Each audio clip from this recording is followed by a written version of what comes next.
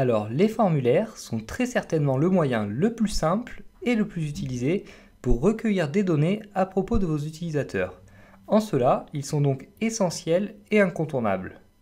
Cependant, alors il faut savoir que nous touchons là aux limites du HTML, car en effet, si l'on peut créer des formulaires en HTML, on ne peut pas ni stocker ni utiliser les données du formulaire avec ce langage, donc avec le langage HTML.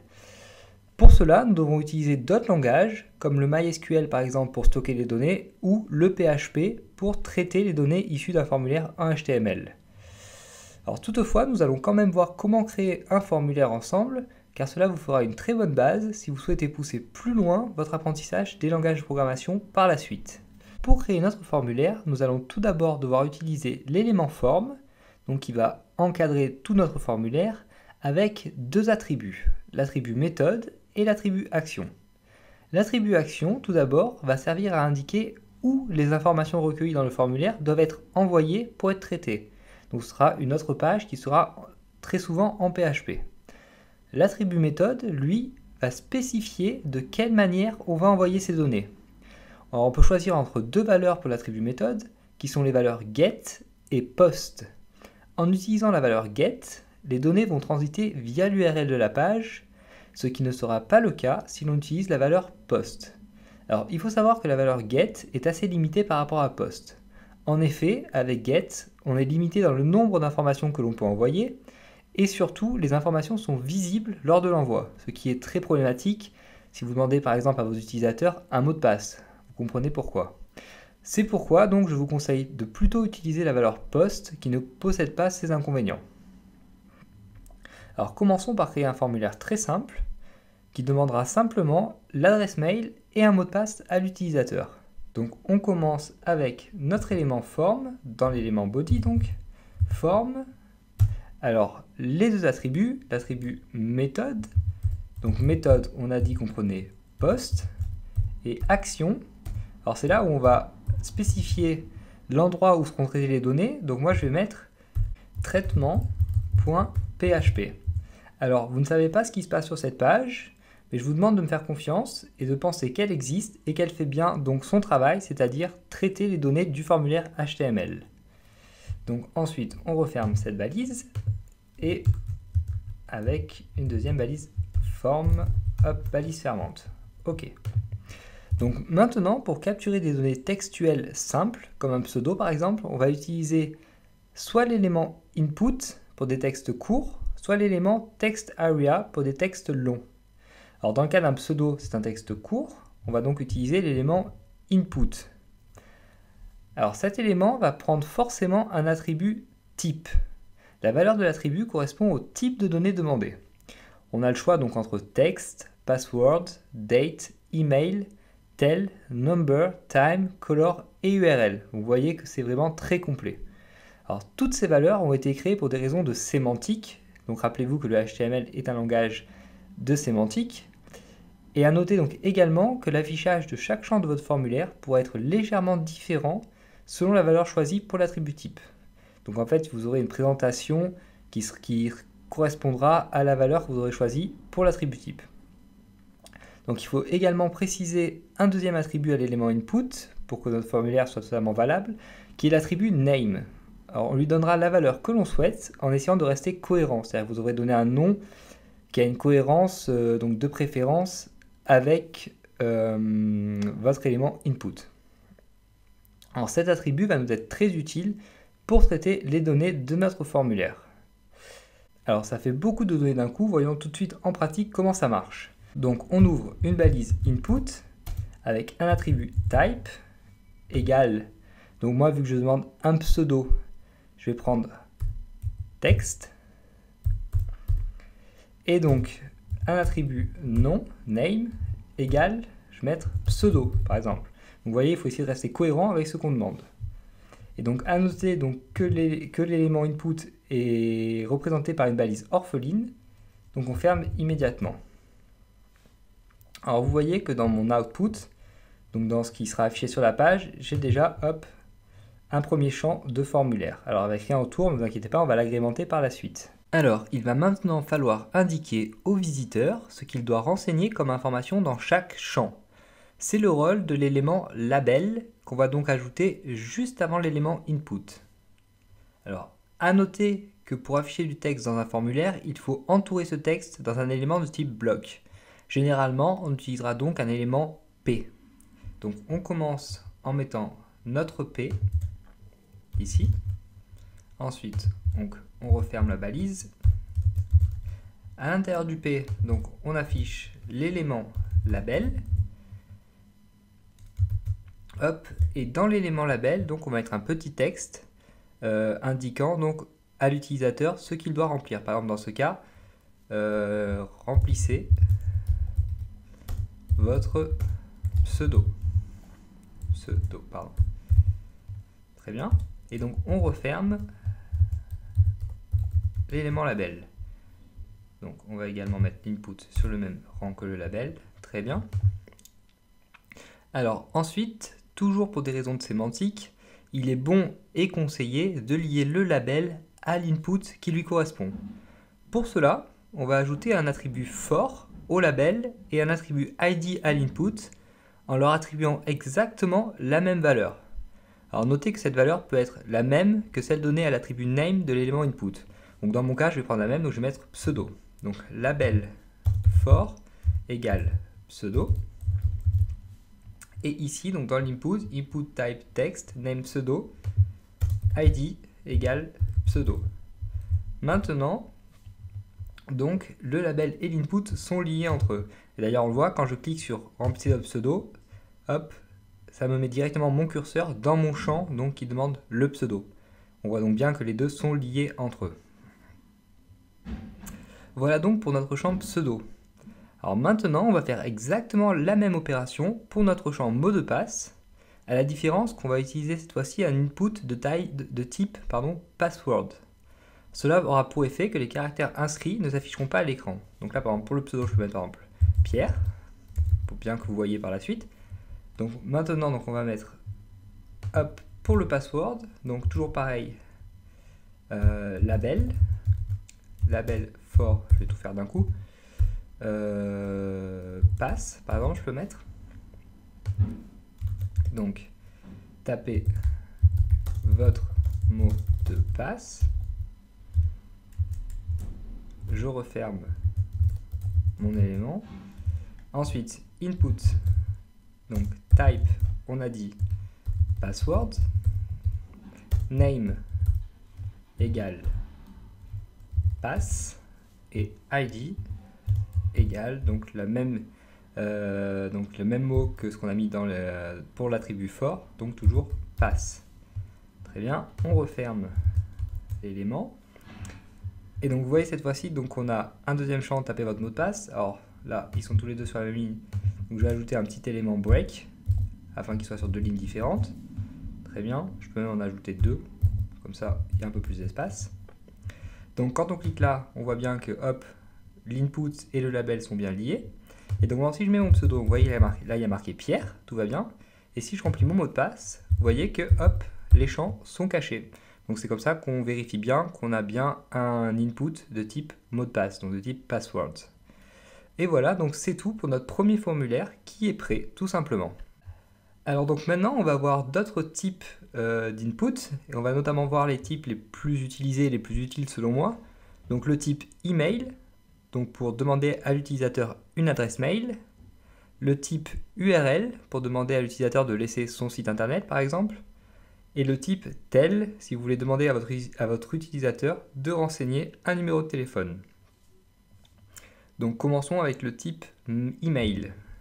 Donc la mécanique est toujours la même. Donc là, hop, j'ajoute un retour à la ligne, deux retours à la ligne. Ensuite, donc, toujours pareil, hein, on ne réinvente pas la roue à chaque fois. Hop, je vais me remettre sur la bonne ligne. Donc, label, for égale, donc, email. Hop, remplissez votre email. On referme la balise label. Ensuite, en dessous, donc input type. Donc cette fois-ci, on a dit qu'on utilisait le type email. email, name, toujours pareil, on va mettre email, et id égale email. Très bien. Hop, donc on a notre email qui est bon. Par exemple, on peut remplir ceci. Alors, selon le navigateur que vous allez utiliser, si l'email n'a pas la bonne forme, c'est-à-dire s'il n'y a pas un arrobas quelque chose, point autre chose, le champ s'affichera en rouge pour vos visiteurs, donc c'est tout gagnant pour vous, hein. Après, ça dépend donc de votre navigateur et de la version de votre navigateur. Donc ça, donc c'était pour le champ mail. Ensuite, donc, si vous voulez laisser à votre utilisateur la possibilité de me faire un lien vers son site internet, on va utiliser le type URL. Donc, toujours pareil, label, hop, un élément break avant, pardon. Donc, label for égale site, par exemple.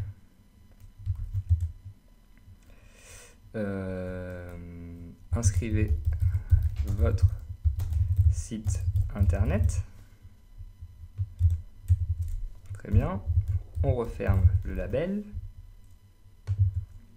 Ensuite, donc, input type. Donc, cette fois-ci, le type, c'est URL. Name égale site. Et donc, id site. Et donc, on a notre champ pour donner la possibilité à vos utilisateurs de remplir leur site internet et de le mettre en lien.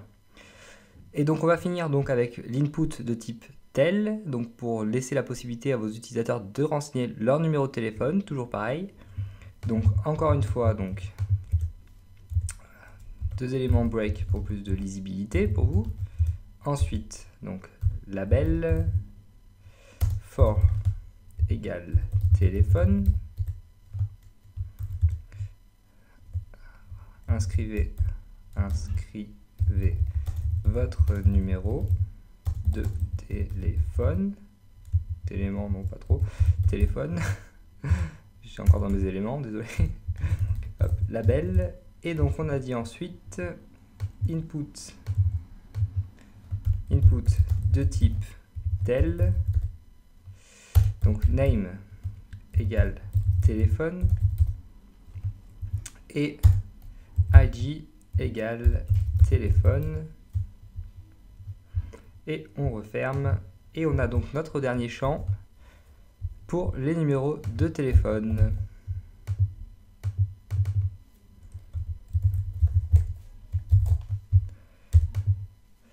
Voilà, donc ce sont les types principaux. Alors à savoir qu'il existe d'autres types d'input qui sont moins utilisés, mais il y en a d'autres qui existent, donc je vous en ai cité les principaux dans l'introduction au formulaire. Donc n'hésitez pas si vous êtes intéressé à vous renseigner à ce sujet. Aujourd'hui on peut faire beaucoup de choses avec le HTML5, donc n'hésitez pas si vous êtes intéressé encore une fois. Alors maintenant, donc, imaginons que vous vouliez créer un livre d'or pour votre site web ou tout simplement que vous vouliez laisser la possibilité à vos visiteurs de laisser des commentaires.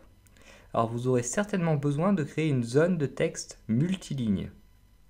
Pour faire cela, on va cette fois-ci utiliser l'élément TextArea plutôt que l'élément input.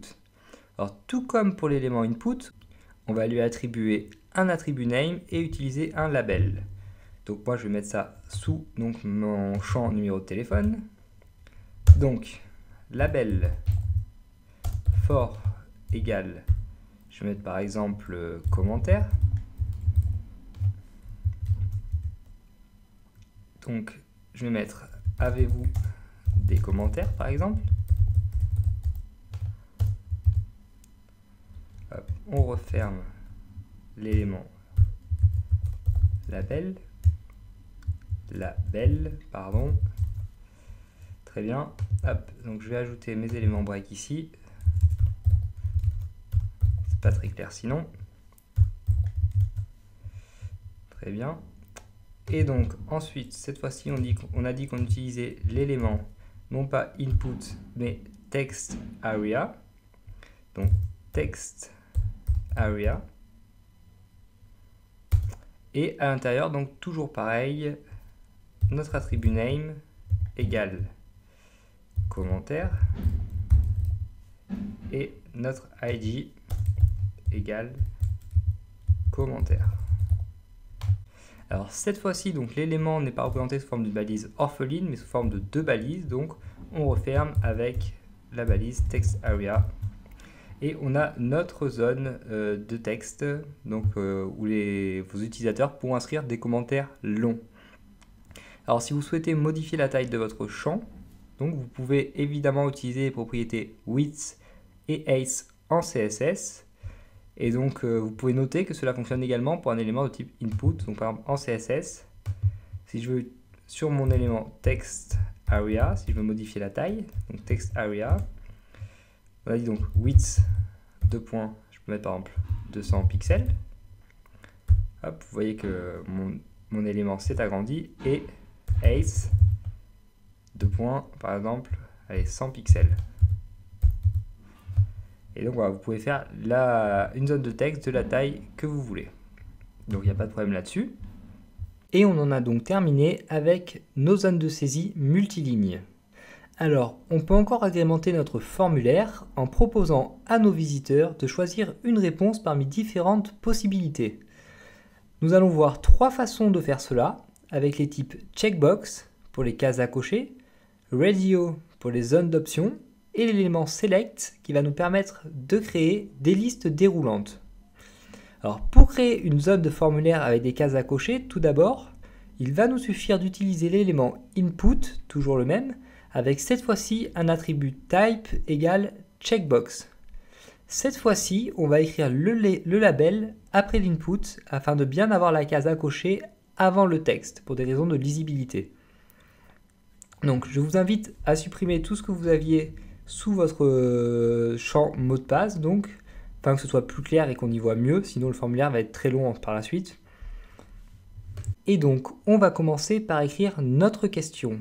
Alors, comme dans mon cas, je suis déjà dans un élément P, je peux écrire le texte immédiatement. Donc, par exemple, ma question, ce sera quels sont vos sports favoris, par exemple. Favoris. Donc, en dessous, l'input, mon input type égale, on a dit, checkbox. Donc, checkbox. Très bien.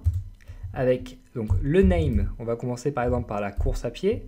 Donc name course et un ID égale à course également. On referme et en dessous donc mon label for égale course. On se rappelle que ce doit être le même donc qu'au-dessus. Hop, course à pied. Et on referme avec la balise fermante label. Et donc on voit bien que le comportement est bien le comportement attendu. Alors moi je vais juste mettre un petit élément break afin que ce soit plus lisible. Donc derrière ma question. Hop, BR, très bien. Donc ensuite, deuxième input type égale checkbox, toujours pareil, name égale natation et ID égale natation. Donc label for égale natation. Hop, donc natation. Et on referme le label. Hop, deuxième sport c'est fait. Je vais également mettre un élément break ici. Très bien. Donc un élément break ici aussi. Et donc dernier sport, on va dire cyclisme par exemple. Donc input type égale checkbox. Name égale cyclisme. Et ID égale cyclisme. Hop, label for égale cyclisme. Très bien. Donc cyclisme. Et on referme le label. Et donc vous voyez qu'on a bien des cases à cocher. Et l'utilisateur peut cocher autant de cases qu'il le souhaite. Et en fait, ça va être la grande différence avec les zones d'options qu'on va voir juste après.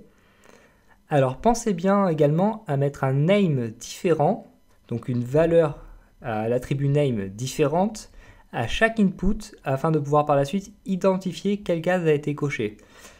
En effet, donc la valeur donnée à l'attribut name, ça va être ce que vous allez utiliser pour traiter vos données, pour connaître la question auquel l'utilisateur a répondu en fait. Donc pensez bien à mettre un name différent, sinon vous comprenez bien qu'on ne saura pas quelle case aura été cochée. Alors si vous le désirez, vous pouvez également pré-cocher une case par défaut en ajoutant l'attribut checked à un input. Donc je vais décocher afin que vous voyez bien. Par exemple, si je veux que la case natation soit pré-cochée par défaut, je vais me mettre ici et je vais ajouter un attribut checked. Et vous voyez que maintenant que la case natation est pré-cochée. Alors normalement, un attribut, ça a toujours une valeur. Alors vous remarquez que là, ça marche très bien sans valeur. Moi, je préfère écrire checked égale checked parce que je trouve ça plus propre, plus cohérent et plus clair. Après, vous faites comme vous voulez, hein, c'est it's up to you. Mais moi, je préfère mettre la valeur parce que normalement, un attribut a toujours une valeur, même si dans ce cas, ça marche sans. Alors, pour les zones d'options maintenant, on va cette fois-ci utiliser un élément input de type radio ou radio en français donc. Alors, notez que cette fois-ci, et dans ce cas uniquement, vous allez devoir donner la même valeur à l'attribut name pour toutes les options à l'intérieur d'une même question. On utilisera donc en plus un attribut value afin de bien savoir quelle case a été cochée par le visiteur. Donc allons-y. Par exemple, hop, ici, donc une question tout d'abord, quelle viennoiserie préférez-vous? Donc on va mettre hop, deux éléments break ici. Très bien, donc quelle viennoiserie préférez-vous? Donc en dessous, input, alors on met encore une fois donc l'input avant le label, toujours pareil, afin que la case à cocher soit avant le texte, ça semble plus cohérent. Donc input type égale radio, donc name viennoiserie. Alors là, attention, il faut rajouter donc un attribut value, donc value égale, on va dire qu'on va commencer par les croissants, donc on va mettre value croissant. Et donc ID, pareil, croissant. Donc ensuite, le label, donc label for égale, donc croissant, toujours pareil. Hop, donc ici, croissant. Les croissants, afin que ce soit un peu plus français quand même. On referme le label. Hop, ici on ajoute un élément break afin que la case à cocher soit en dessous du texte. Très bien. Donc deuxième input, input type égale radio name. Alors c'est là où il faut faire très attention, il faut mettre le même name, donc viennoiserie. Et par contre, il faut mettre une value donc différente. Value égale, donc cette fois-ci, on va dire pain au chocolat. Donc on va mettre chocolat. Et ID égale chocolat également. On referme. Label for égale. Donc on a dit chocolat. Hop. Les pains au chocolat. Ou les chocolatines pour nos amis bordelais ou du sud-ouest de la France. Et donc on referme notre élément label. Alors j'ai encore oublié de mettre un élément break pour que ce soit plus joli. Hop, ici. Très bien. Et donc troisième input, on va dire. Alors on peut mettre autant de cases à cocher qu'on souhaite, hein, évidemment. Donc input, alors cette fois-ci je ne vais pas oublier hop, mon élément break. Input, donc type égale radio, toujours pareil. Name égale viennoiserie, toujours pareil. Et value égale, donc cette fois-ci on va mettre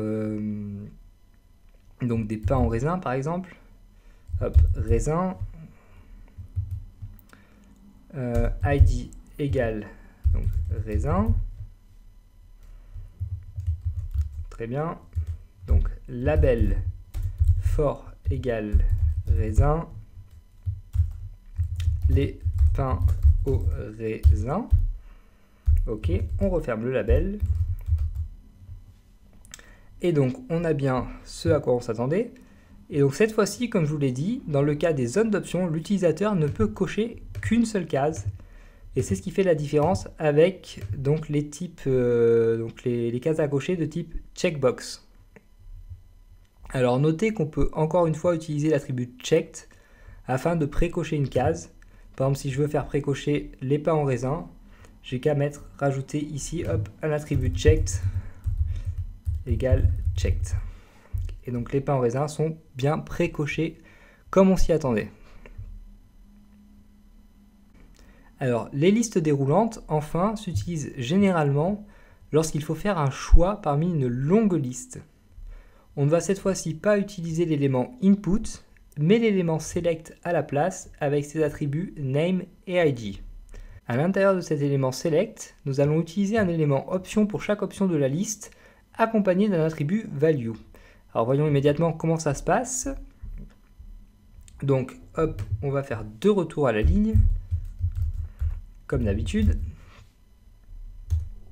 Alors cette fois-ci, par exemple, on peut mettre quelque chose du genre choisissez votre pays. Donc le choix du pays, c'est un cas où les listes sont très utilisées en général. Hop, donc on n'utilise plus l'élément input, mais l'élément select. Donc select, donc toujours pareil avec des attributs name et id. Select name égale pays. Donc id égale pays. Très bien. Hop, donc cette fois-ci, l'élément n'est plus représenté par une balise orpheline, mais bien par une paire de balises. Donc on referme avec une balise fermante select. Select, hop. Et donc à l'intérieur de cet élément select, on a dit, on va utiliser donc des éléments options. Donc option avec un attribut value. Donc option value égale. Donc par exemple, pour choisir la France, France. Hop, donc France. On referme l'élément. Donc ensuite, option value égale Angleterre par exemple. Hop, Angleterre. Donc Angleterre. Option value égale Irlande. Hop, j'ai oublié ceci. Donc Irlande. On referme. Option value égale Écosse, Scotland, Écosse. Hop, option. J'espère que je ne me trompe pas en écrivant, que j'oublie rien. Je vous avoue que je ne regarde pas trop quand j'écris. Option value égale donc Espagne. Espagne. Option value égale Italie. Donc là déjà, hop, j'ai oublié ceci. Italie. Option. Et bon, ça ira pour le moment. On peut peut-être mettre, quand même la Chine pour ce qui va suivre par la suite. Option value égale Chine. Donc hop, Chine et option. Ok, très bien. Et donc on voit maintenant qu'on a donc une liste déroulante avec la liste de nos pays et on peut donc choisir notre pays, celui qu'on souhaite. Donc c'est bien le comportement attendu. Alors sachez maintenant que l'on peut grouper les options des listes déroulantes sous un dénominateur commun grâce à l'élément optGroup et son attribut label. On va donc voir immédiatement comment on peut faire cela. Alors dans le cas des pays, on peut les grouper par continent par exemple, c'est pour cela que j'ai rajouté l'option Chine tout à l'heure. Donc nous, on va grouper par continent, on va grouper Europe et Asie. Donc on se place donc, sous notre ID pays. Ici, donc, on va mettre opt groupe label égale Europe.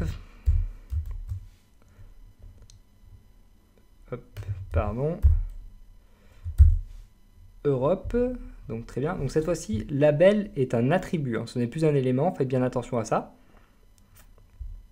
Et donc on referme notre élément opt group. Je vais mettre un petit peu en retrait. À la fin donc de nos pays européens, donc ici, opt group. Et on en ouvre un nouveau juste en dessous, opt group label égale Asie.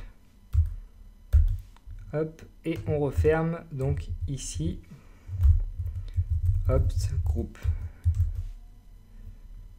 On va les remettre un petit peu en retrait encore une fois. Et donc vous voyez que cette fois-ci, qu'on a bien nos pays groupés par catégorie. Et donc il faut bien savoir que les catégories, donc Europe et Asie, ne sont pas cliquables. L'utilisateur ne peut pas les choisir. L'utilisateur est obligé de choisir un pays.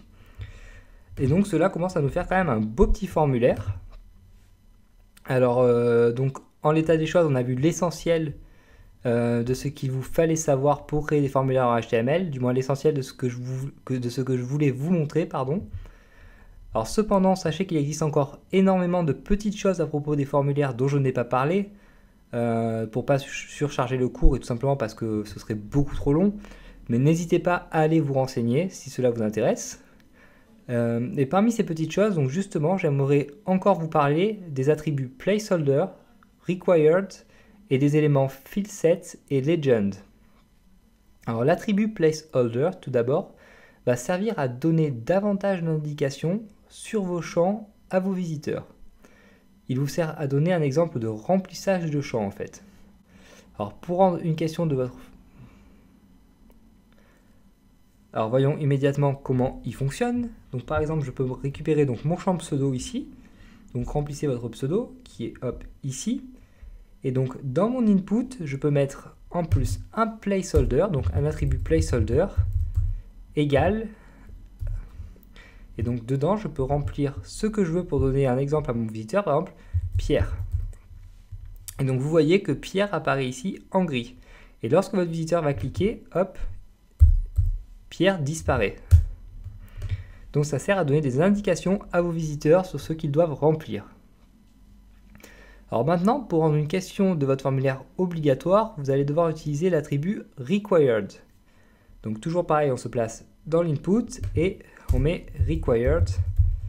Alors tout comme l'attribut checked, il peut marcher donc sans valeur. Moi j'ai tendance à mettre required égale required afin que ce soit plus cohérent donc avec ce qu'on a vu sur les attributs. Et donc enfin, donc les dernières choses desquelles je voulais vous parler, donc les éléments fieldset et legend. Alors l'élément fieldset va servir à organiser votre formulaire en différentes rubriques. Cela peut être utile si le formulaire donc, devient long, et vous pouvez ensuite donner une légende à chaque rubrique grâce à l'élément legend, donc, qui porte bien son nom.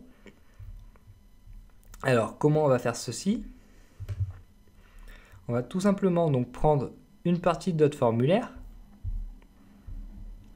par exemple le pseudo et le mot de passe, tout d'abord.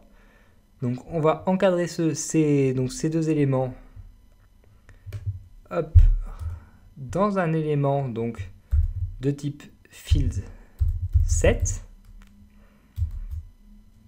En dessous, on va mettre donc, un élément de type legend. Alors vous m'excuserez, là c'est pas très bien indenté, hein, mais je vous cache pas que j'ai un petit peu la flemme donc, de tout réindenter à chaque fois. Donc j'espère que ce sera assez lisible pour vous. Alors donc field set legend. Donc dans legend, on met la légende qu'on veut, par exemple information essentielle. Alors là c'est pas bien, hein. Je referme pas mes éléments juste après les avoir ouverts. Ce que je fais c'est pas bien, mais bon, je pense qu'il faut que je le referme un jour ou l'autre. Donc legend, et on va refermer donc notre élément field set après le mot de passe. Donc ici typiquement, hop, ici donc field sets. Et donc vous voyez que hop, nos informations essentielles sont regroupées dans un premier champ. Donc ensuite on peut mettre donc un deuxième field set par exemple pour nos cases à cocher. Donc informations secondaires par exemple. Donc hop, field set, en dessous hop, legend, information secondaire, legend, et donc on referme notre field set après nos pains en raisin, ici, hop, hop, hop, et donc on a un deuxième cadre de fait, et on peut créer autant de sous-parties comme ça que l'on veut. Alors ça a surtout un intérêt, bon, en plus d'avoir un intérêt de lisibilité pour vos visiteurs, mais ça c'est un intérêt secondaire parce que de toute façon vous pourrez modifier votre formulaire en CSS, ça a surtout un intérêt sémantique afin de bien faire comprendre les différentes parties au moteur de recherche. Ces derniers pourront peut-être les exploiter dans un futur proche. Et donc ça y est, il est maintenant temps d'envoyer notre formulaire. Alors pour créer le bouton d'envoi du formulaire, on va tout simplement utiliser un input, un élément input de type égal à submit avec un attribut value. Donc. Alors on va faire ça immédiatement et ce sera la fin de notre formulaire. Donc on met en général l'input de type submit à la fin du formulaire. Donc ici, hop, sous notre élément select, donc on écrit input type égale à submit et value égale à, par exemple, envoyer. Donc on peut mettre ce que l'on veut comme mot ici. Alors on va mettre un petit élément break ici quand même pour que ce soit plus propre. Très bien, et on referme. On va mettre plusieurs éléments break. Voilà. Et donc on voit qu'on a un bouton envoyer qui a été créé. Alors si vous cliquez, évidemment, il n'y a pas grand chose qui va se passer, tout simplement parce qu'on n'a pas lié le formulaire à une page en PHP. Et sous JSBeans, de toute façon, ça ne marcherait pas bien, évidemment, vu qu'on n'a pas le PHP de disponible. Mais si vous créez votre page en PHP qui fonctionne bien, vous verrez que ça marchera parfaitement. Et nous voilà donc arrivés à la fin de ce cours. Donc c'est enfin fini. Et oui, vous pouvez le dire, maintenant vous savez programmer en HTML et en CSS. Alors merci à tous d'avoir suivi ce cours. N'hésitez pas à visiter régulièrement mon site internet, donc pierre-giraud.fr, sur lequel je poste régulièrement mes nouveaux tutoriels ou des articles qui pourraient être intéressants pour vous. Alors j'espère que ce cours vous aura plu. Je ferai certainement une dernière section bonus dans le futur avec des petits points de détail qui pour moi peuvent s'avérer utiles, comme entre autres l'utilisation des pseudo-formats en CSS, une introduction au responsive design, donc pour que votre site s'adapte à toutes les tailles d'écran, ou encore l'intégration des polices Google, donc les Google Fonts. Donc cela dans un futur plus ou moins proche, je verrai. Je compte également donc évidemment poursuivre mes cours en vidéo avec certainement du PHP, du MySQL et du JavaScript. Alors donc vous l'avez vu, donc j'essaie de bien faire les choses, j'essaie de créer donc des cours assez pertinents. Donc je ne vous garantis pas que ces prochains cours sortiront dans les jours ou les semaines à venir. Je vais essayer de bien prendre mon temps pour bien écrire mes vidéos et pour faire des choses pertinentes encore une fois. Donc n'hésitez pas à partager mes vidéos et à me soutenir. C'est très important pour moi car je passe, vous en doutez, beaucoup de temps à créer ces cours. Alors j'aime beaucoup ça, mais bon, c'est bien aussi quand on a des retours positifs et quand on voit notre légitimité croître. Donc voilà, n'hésitez pas donc à partager mes cours en vidéo.